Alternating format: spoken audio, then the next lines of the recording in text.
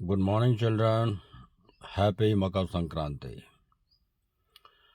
आज के इस वीडियो में, जैसा कि मैंने पिछले 5-6 वीडियो अलग अलग डिटर्मिनर्स को लेकर बनाए थे, जिसे आप लोगों ने देखा होगा, और हमने उन पर्टिकुलर डिटर्मिनर्स की कुछ एक्सरसाइज भी की थी। आज इस वीडियो में ऑलमोस्ट सभी डिटर्मिनर्स शामिल हैं, यानी कि ये एक मिक्स्ड एक्सरसाइज है डिटर्मिनर्स पर, जो कि आप लोगों के लिए बहुत उपयोगी है। तो बहुत ध्यान से एक एक क्वेश्चन को आप देखें, उसका आंसर जानें, और जैसा कि मैं एक्सप्लेन भी साथ में करता हूँ, उसे समझें। तो आइए हम शुरू करते हैं। पहला है, he has blank books and blank knowledge, और इसमें ऑप्शन दिए हुए हैं much, many, any.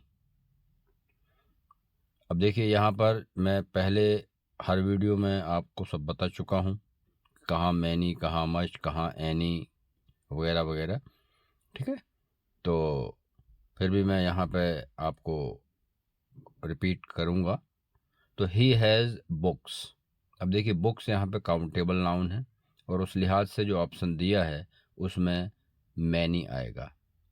He has many books and blank knowledge, knowledge एक अनकाउंटेबल नाउन है, इसलिए वहाँ पर मच आएगा। एनी का यहाँ कहीं रोल नहीं है, क्योंकि एनी नेगेटिव और इंट्रोगेटिव सेंटेंस में यूज़ किया जाता है। तो आपका पहला एक्सरसाइज कंप्लीट होता है, he has many books and much knowledge. चलिए आगे बढ़ते हैं। दूसरा आपका है, we didn't see blank man in the fort. तो वी, और ऑप्शन दिया है सम, एनी, मच। अब आपको देखिए ब्लैंक के बाद दिया है मैन, जो कि एक काउंटेबल नाउन है। ठीक है, और आपका जो सेंटेंस है वो है निगेटिव है, वी डिडंट सी। तो सम का जो यूज़ है वो नेगेटिव में नहीं होता। मच यहाँ इसलिए नहीं आएगा क्योंकि मैन काउंटेबल नाउन है, तो यहाँ पर आएगा एनी। जैसा कि मैंने बताया हूँ कि नेगेटिव या इंटरोगेटिव जो क्वेश्चंस होते हैं, हम वहाँ पर एनी का यूज़ करते हैं। तो ये हो गया, we didn't see any man in the fort. चलिए नेक्स्ट देखते हैं, he works hard blank the time. तो ही वर्क्स हार्ड, ऑप्शन है any the time, all the time, whole the time. तो जैसा कि मैंने आपको पिछले वीडियो में बताया था, ऑल और होल का एक अलग से वीडियो बनाया था, कि ऑल के बाद द आर्टिकल यूजुअली आता है, तो यहाँ पर ऑल द टाइम होगा, ही works hard all the time. ठीक है, होल के पहले दा लगता है और ऑल के बाद दा लगता है। ठीक है, एनी का तो यहाँ कोई रोल ही नहीं है, तो यहाँ पर आंसर होगा all, he works hard all the time. Next है, the blank world is full of wonders. अब द, उसके बाद ब्लैंक है, वर्ल्ड है, और ऑप्शन है ऑल, होल, मैनी। तो देखिए यहाँ पर द ऑल इसलिए नहीं आएगा कि ऑल के बाद द लगता है, यानी द के बाद ऑल नहीं आता है, तो यहाँ पर होल आएगा। The whole world is full of wonders, यानी द होल वर्ल्ड, संपूर्ण विश्व एक फुल ऑफ वंडर्स, यानी वंडर्स से भरा हुआ है। तो ठीक है, मैनी का यहाँ कोई रोल नहीं है, क्योंकि मैनी काउंटेबल प्लूरल नाउन के साथ आता है, तो यहाँ पर world as a single unit है। तो आपका आंसर हो गया the whole world is full of wonders. चलिए आगे बढ़ते हैं। He gave me blank novels to read, some, any, every. अब यहाँ देखिए सम, एनी, एवरी में क्या फिट होता है। He gave me blank novels, novels countable plural noun है, ठीक है। अब यहाँ पर एनी इसलिए नहीं आएगा क्योंकि नेगेटिव सेंटेंस नहीं है, ना ही इंट्रोगेटिव है। एवरी का प्रयोग भी सिंगुलर नाउन के साथ होता है, ठीक है। एवरी नॉवेल हो सकता है, एवरी नॉवेल्स नहीं हो सकता, यानी बहुवचन के साथ एवरी या ईच का यूज नहीं होता है। तो यहाँ पर होगा some. He gave me some novels to read, मतलब उसने मुझे कुछ नॉवेल्स पढ़ने के लिए दिया। चलिए आगे बढ़ते हैं। Would you please spare blank time for मी।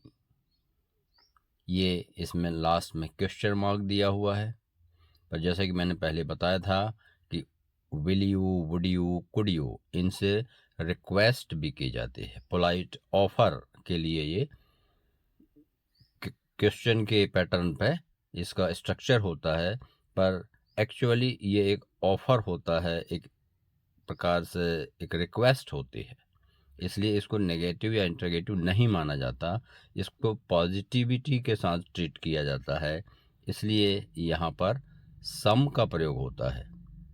इस प्रकार के वाक्य कई बार आए हैं, ठीक है, तो इसमें कंफ्यूज ना हो। Would you please spare some time for me, तो यहाँ पर सम का यूज होगा। भूल के भी क्वेश्चन मार्क देकर एनी का यूज मत करिएगा। चलिए, तो ये हो गया would you please spare some time for me, यानी क्या आप मेरे लिए कुछ वक्त निकालेंगे, ये उसका अर्थ है। नेक्स्ट है have you seen blank desert, question mark. अब ये प्योर क्वेश्चन है कि आप किसी से पूछ रहे हैं, जिसका वो हाँ या ना में, हाँ में भी जवाब हो सकता है और ना में भी जवाब हो सकता है, ठीक है। तो हैव यू सीन, तो ये क्वेश्चन है इसलिए, और ऑप्शन है आपके पास सम, तो क्वेश्चन में सम नहीं आता है ना। यहाँ मैनी भी दिया है, मैनी इसलिए नहीं आएगा, मैनी बहुवचन के साथ आता है, प्लूरल नाउन के साथ आता है, तो यहाँ पर आएगा any. Have you seen any desert, क्या आपने कोई रेगिस्तान देखा है, ये उसका ट्रांसलेशन है हिंदी में। तो आगे बढ़ते हैं। नेक्स्ट है mister Verma goes to America almost blank month. अब यहाँ पर दिया है each month, every month, all month. तो जैसा कि मैंने पिछले वीडियो में आपको बताया था कि एक निश्चित अवधि के बाद अगर कोई एक्शन रिपीट की जाती है तो वहाँ पर हम एवरी का यूज़ करते हैं। तो mister Verma goes to America almost every month, यानी mister Verma America almost every month, यानी लगभग हर माह जाते हैं। तो every month, every week, every year, every 2 hours यानी हर 2 घंटे में, एवरी 3 मंथ्स हर 3 महीने में। तो इस प्रकार की कोई एक्शन का जब रेपिटिशन होता है तब हम उसका यूज़ करते हैं। चलिए आगे बढ़ते हैं। तो इसका आंसर क्या हुआ, mister Verma goes to America almost every month. नोवा है the chief guest got introduced with blank of the players every each much, ठीक है। तो मच तो यहाँ पे कहीं इसका रोल ही नहीं है क्योंकि ये अनकाउंटेबल नाउन के साथ आता है, और बात यहाँ प्लेयर्स की हो रही है, खिलाड़ी, ये काउंटेबल नाउन है। अब बात आती है ईच और एवरी में से हमको चुनना है।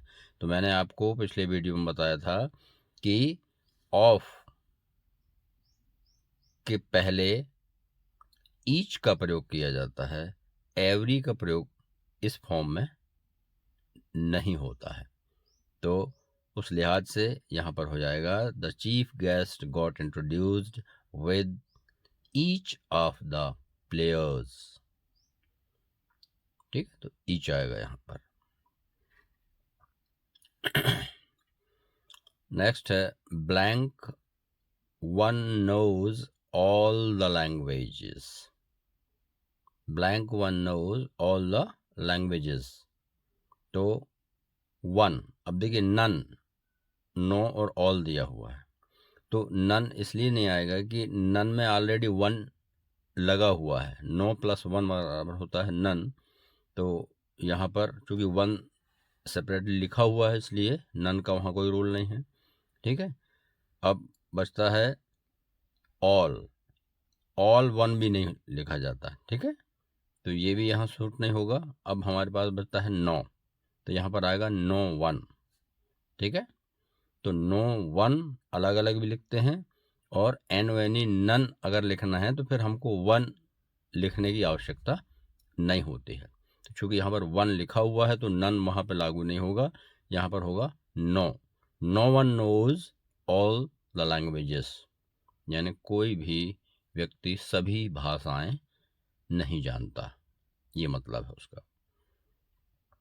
आगे देखते हैं, blank of the players played well.